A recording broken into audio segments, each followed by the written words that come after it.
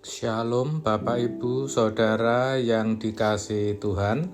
Seri pengajaran hari ini berjudul Menghadapi Masalah Kehidupan.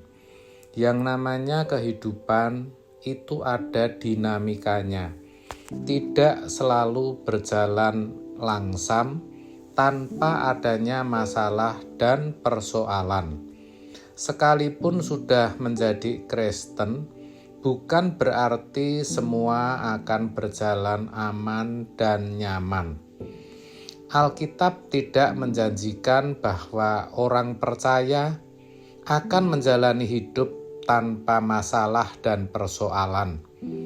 Tuhan Yesus sendiri mengatakan kepada para murid bahwa mereka akan menghadapi kesulitan dan tantangan dalam hidup ini. Dan faktanya, hidup memang penuh masalah, di mana masalah bisa timbul karena kesalahan kita sendiri, tapi bisa juga karena faktor dari luar. Level atau tingkat masalahnya pun bisa sederhana, tapi bisa juga berat dan kompleks. Bahkan tidak jarang, sepertinya tidak ada jalan keluar. Apalagi kalau itu menyangkut nyawa. Itu berat sekali. Orang yang tidak mengalami bisa saja berkomentar atau memberi nasihat. Tapi bagi yang sedang mengalami, untuk menghadapinya tidak mudah. Tapi bagi orang percaya, mestinya dapat menghadapinya seberat apapun masalah itu. Sebab firman Tuhan berkata dalam Yakobus 1 ayat 2-4, "Saudara-saudaraku, anggaplah sebagai suatu kebahagiaan apabila kamu jatuh ke dalam berbagai-bagai pencobaan. Sebab kamu tahu bahwa ujian terhadap imanmu itu menghasilkan ketekunan. Dan biarkanlah ketekunan itu memperoleh buah yang matang, supaya kamu menjadi sempurna dan utuh dan tak kekurangan suatu apapun." Ayat ini menunjukkan bahwa masalah atau ujian dalam hidup adalah bagian dari proses yang Tuhan gunakan untuk memperkuat dan memurnikan iman kita. Maka orang percaya diharapkan bisa memandangnya sebagai satu kebahagiaan.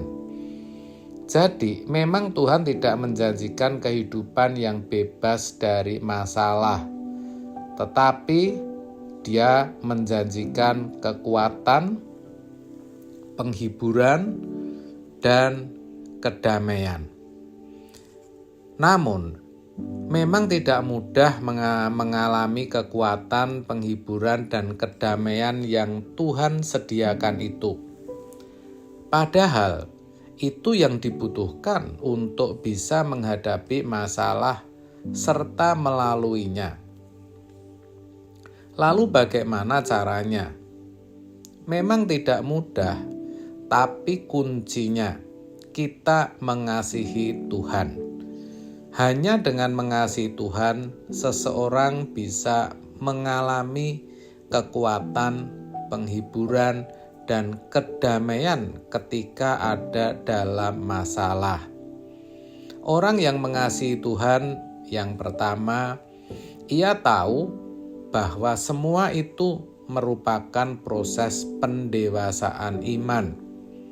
Tidak ada cara lain dan cara pintas untuk naik ke tingkat iman yang lebih tinggi, menjadi lebih matang rohani, kecuali melalui masalah. Ibrani 12 ayat 6 mengatakan, "Karena Tuhan menghajar orang yang dikasihinya, dan ia menyesah orang yang diakuinya sebagai anak." Dari sini juga disiratkan bahwa sebenarnya masalah adalah bentuk pembelaan Tuhan, supaya kita tidak binasa, supaya kelak kita bisa diterima menjadi anak-anak kesukaan Bapa. Orang yang mengasihi Tuhan sangat menyadari dan menghayati akan hal ini, sehingga tidak hanya ia dapat menerima pencobaan ini dengan ikhlas, dengan penuh kesabaran, tapi juga dengan penuh ucapan syukur. Ini memang tidak mudah dan sedikit sekali yang berhasil.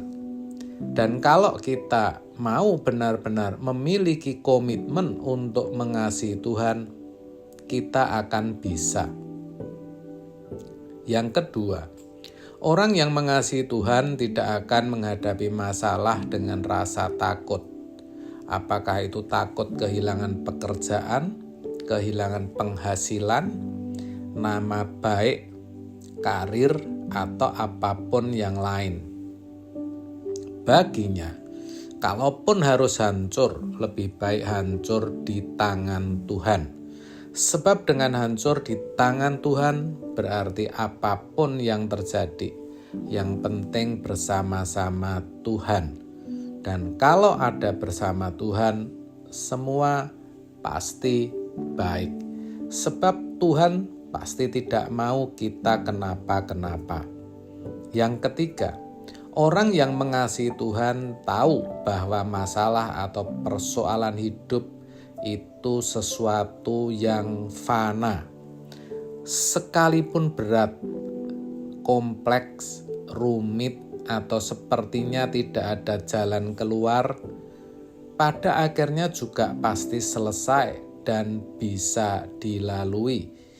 Bahkan yang tampaknya tidak ada jalan keluar, Tuhan pun beri jalan keluar. 1 Korintus 10 ayat 13. Dengan demikian, hanya orang yang mengasihi Tuhanlah yang bisa menghadapi masalah dengan kekuatan Tuhan.